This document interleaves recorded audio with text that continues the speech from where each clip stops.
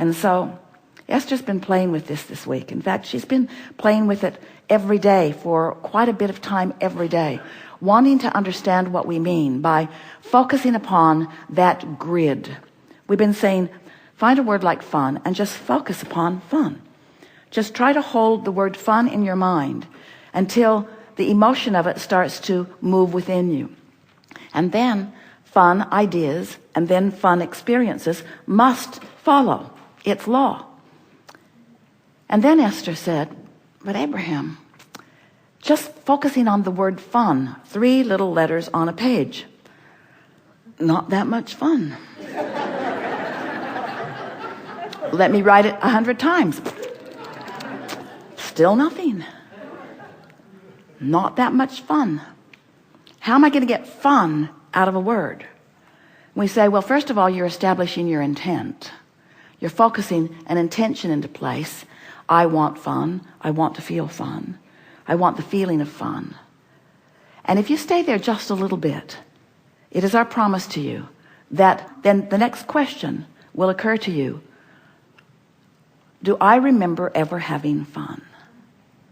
Do I remember a fun moment? Do I remember a fun moment?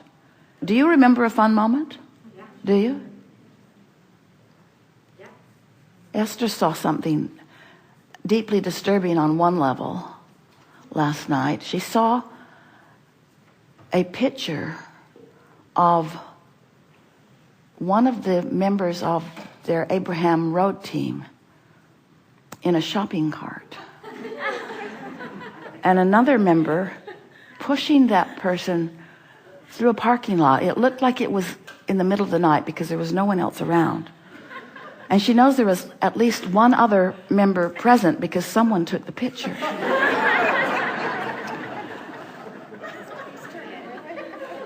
And she knows with every fiber of her being the inappropriate fun they were having.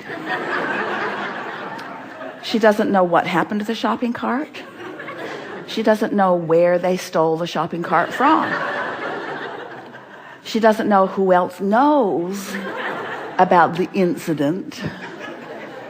But she knows for sure it was fun. It was crazy fun. It was illogical fun. It was inappropriate fun. But it was fun, really fun, really fun. So she'll use that for her touchstone for a while because it was shockingly emblazoned into her brain when she saw the picture. And then another image of fun comes, and another, and another, and another. Are you getting the sense of what? Have any of you had fun lately? Yes. Are you having any fun? Yes. So you have images on your cameras too, yes, of fun? Capturing moments, not posed moments, not moments when everyone lines up and stands just the way somebody thinks they should. Those impromptu moments where you really hope nobody has a camera. Those moments when you're having such fun that fun is taking over your moment. The feeling of fun has taken over your moment, where nothing matters other than the fun that you're having, and everything else fades away because the vibration of fun is so vivid within you that it becomes your point of attraction. Have you ever been in an environment like that other than when you were drunk? Have you ever been in an environment like that when there were others around and everyone then begins contributing to the fun? The fun just keeps flowing from all corners of the universe until total strangers are engaging with you in your fun, until people who haven't had fun in a long time but who want it are swept up in your fun. You see what we're getting at? Now something has happened just now as you have politely listened to our rampage about fun. And we were pointing out that all it took was focusing upon a subject, focusing upon a few letters on a page, focusing upon the idea of it, and then more comes and more comes and more comes and more comes and more comes until 17 seconds of attention to a subject will get an activation going in a strong enough way that another 17 seconds is likely, and then another, and then another. If you can cross the 68-second mark, which we did about 10 minutes ago, If you can cross the 68-second mark, what happens to you is now manifestations must begin filling in. After the 68-second mark, it's more than an idea. It's more than another idea and another idea. Then it becomes something where the potential of others engaging with you is very, very strong. If you are going through the day and you are fixated on things like fun or something like love, love is a little more heavy duty than fun, but you can accomplish it, some of you, quickly anyway. Appreciation is something that's quite easy to accomplish as you fixate on it. As you find these words, these emotions, and you set out with the determination to stir the feeling of them within you, what you're actually doing is using something that's easy to come by as your focal point in order to engender a vibration that then becomes, for now at least, a dominant part of your grid. So there's a grid about this and a grid about that and a grid about this, a grid regarding this person, a grid regarding this person. So we want you to picture this core grid within you. And we want you to think about other pieces that come in that go da-da-da-da-da-da, that just take you right in alignment, right to who you are. So that your point of attraction is so powerful that, as we said, heaven and earth are moved. Things and people around you are inspired to play with you in the vibrational patterning that you've established. But if you are doing sloppy grid work so that you're not deliberately causing a vibration that lines you up with your core, then what happens is whatever piled on last becomes the dominant one. Whatever piled upon last is the vibrational point of traction. Haven't you noticed it? Can you focus on anything that it doesn't fill in?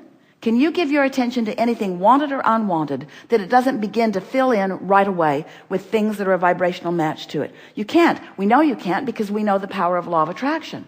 But where your power is, you cannot control law of attraction's response to your vibration because it's consistent and it's fair and it's vivid, it's crystal clear, and it's always accurate every single time. You can't control law of attraction. You can't say, time out.